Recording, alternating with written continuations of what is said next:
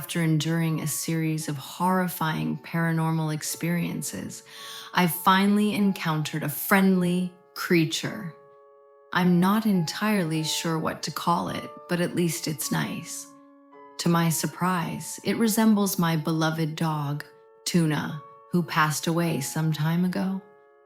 However, this entity has a ghostly quality about it. Despite being somewhat eerie, it's friendly and even playful, providing a strange sense of comfort during these unsettling times. Every night, without fail, I interact with this spirit between 4 a.m. and 4:50 a.m. It's curious because I never seem to play with it after 5 a.m. or before 3:59 a.m. There's something oddly specific about that time frame that I can't quite grasp. It feels almost ritualistic.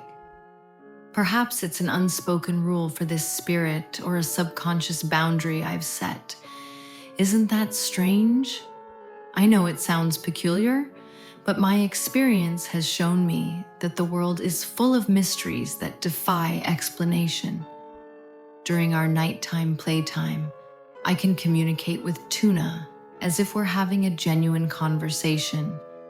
It's surprising how clearly I understand him, or whatever entity this is. On one occasion, he opened up to me about his feelings surrounding his death. He expressed how much he hated dying, and the way he now visits our home in an attempt to get my parents' attention. It's heartbreaking to think of him lingering around, trying to connect with us. Interestingly, my sister also knows that Tuna exists. It was one fateful night when things took a turn that neither of us would forget. As I lay in bed, engaging in my usual late-night playtime with the friendly spirit, I was unaware that my sister had been listening just outside my door. When the soft sounds of our conversation drifted through, she was drawn in by curiosity. After a few moments, she ventured inside, perhaps expecting to find me talking to myself or lost in thought. Instead, she was startled to find Tuna floating serenely beside me, his ghostly form shimmering in the dim light. The look on her face was a mixture of confusion and surprise, and for a moment, time seemed to stand still. She blinked as if trying to make sense of the scene before her. I could see that her mind raced through 1,000 questions. Was this real? How could it be? But to me, it felt like the most natural thing in the world. In that instant, the presence of Tuna served as a comforting affirmation of the bond we share with this spirit, a connection that had silently woven its way into the fabric of our family life. For my sister, witnessing Tuna was likely a shock, given that our family has always had an unspoken agreement to tread lightly around the supernatural. She shouldn't have been surprised, though. After all, we have seen and experienced things that would terrify most people. Moments steeped in inexplicable happenings that left us questioning the boundaries of our reality. Things I'd rather not revisit.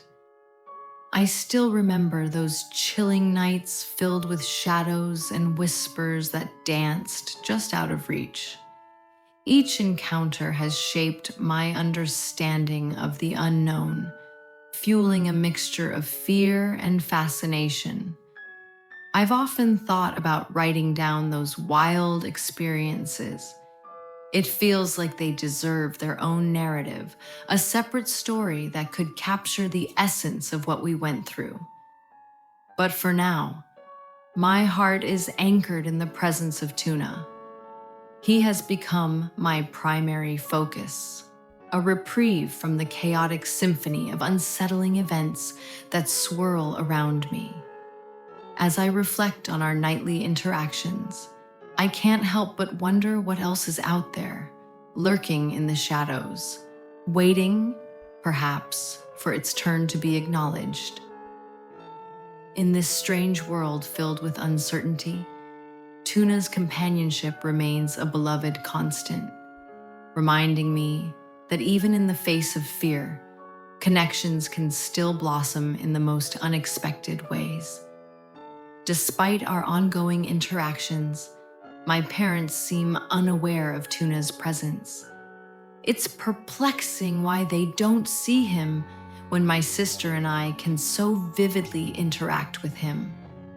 This leaves me wondering if there's some sort of barrier preventing them from acknowledging the supernatural realm.